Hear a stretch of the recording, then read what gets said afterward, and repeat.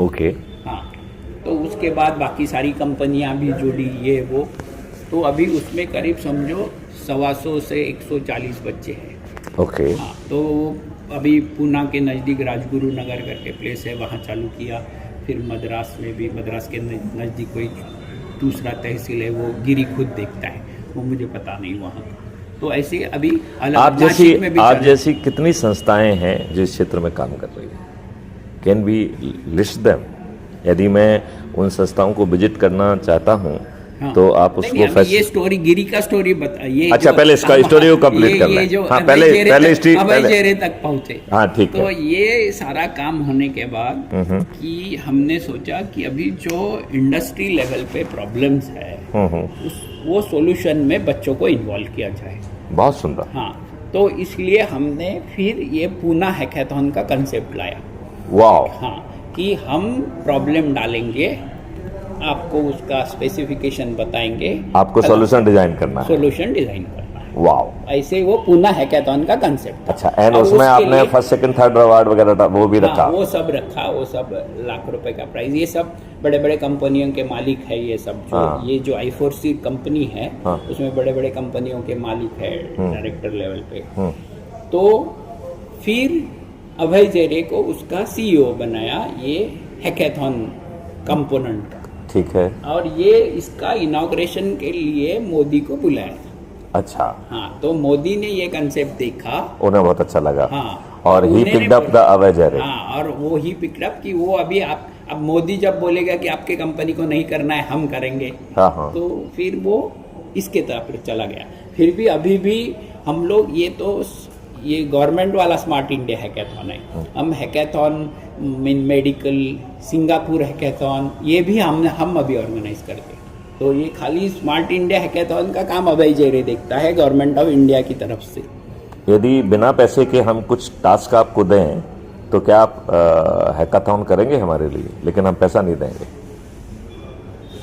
आप अपने डायरेक्टर्स वगैरह से बात कर लो। हाँ, टीम बना के अभी वो मतलब मुझे पता है कौन कौन। मतलब हम उसमें उनको 1 लाख रुपए भी नहीं देंगे प्राइज मनी, वो भी आपको अपनी कंपनी की तरफ से ही देना होगी। नहीं, वो क्या प्रॉब्लम्स है उसका नहीं, I am not saying that. नहीं, you can discuss it out.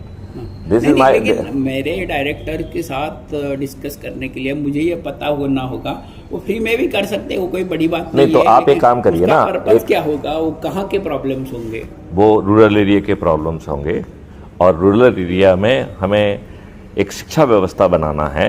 देखिए, बेसिकली मेरा सोचने का तरीका कुछ थोड़ा अलग तरीके का है। मेरा इसमें सोचना ये है कि क्या हम भारत के 144 करोड़ लोगों के पोटेंशियल को पहचान सकते हैं क्या? That is the point number 1।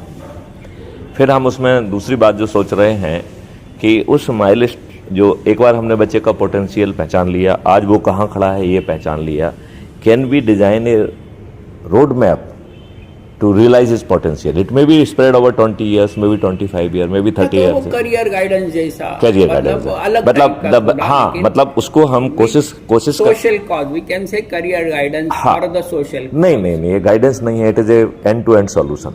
No guidance. Okay, it's no guidance. ये उस बच्चे को भी मिलेगा जिसके खीसे में एक करियर सॉल्यूशन देना है। नहीं, कोई करियर। देखिए, अब आगे चलिए, मैं आपको पूरा कॉन्सेप्ट समझाता हूँ ना। फिर इसको हमें माइलस्टोन में बांटना है, अचीवेबल।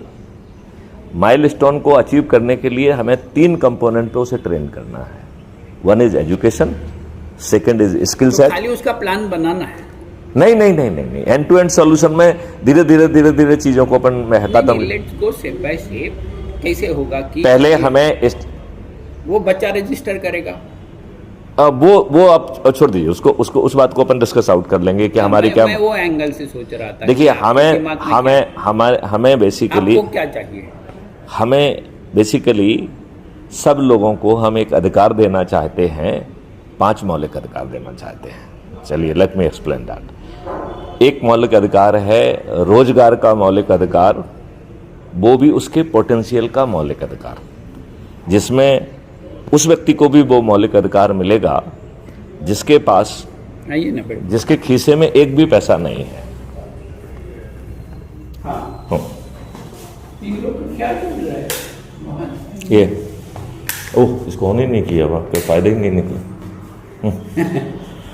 तो पहले जो है द फर्स्ट स्टेप कि हमें कौन अप्रोच करेगा। तो अप्रोच करने के लिए क्या कर रहे हैं हम, हर व्यक्ति को जो आज है सब 144 करोड़ लोगों से कह रहे हैं कि भाई साहब आपका जो सेविंग अकाउंट है उसे हम अर्निंग अकाउंट कहेंगे, राइट? क्योंकि बहुत जल्दी पेपर करेंसी को हम ख़त्म कर देंगे, तो there will be only digital currency which can flow through the account. तो ये अकाउंट जो भी आपके पास पैसा आएगा तो वो इसको सेविंग अकाउंट नहीं कहेंगे, इसको अर्निंग अकाउंट कहेंगे, because there is no other way to receive money, right?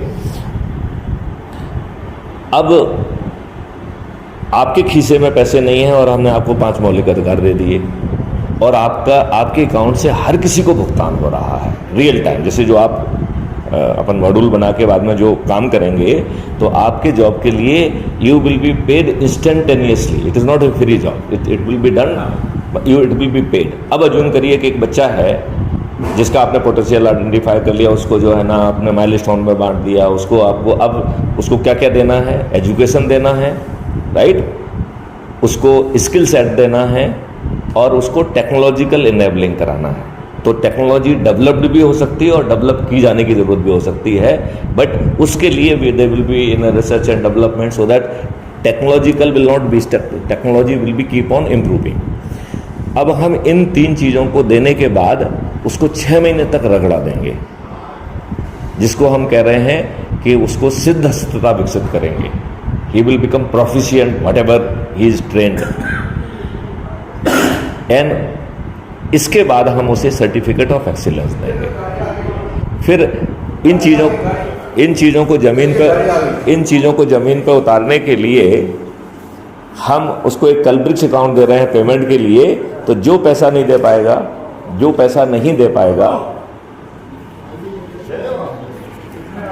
आप टॉवेल ले लो। हाँ,